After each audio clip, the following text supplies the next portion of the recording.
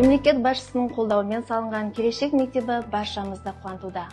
Бұл жай ғана білім ордасы емес, әр баланың қабілеті мен арманына жол ашатын Келешек мектебі.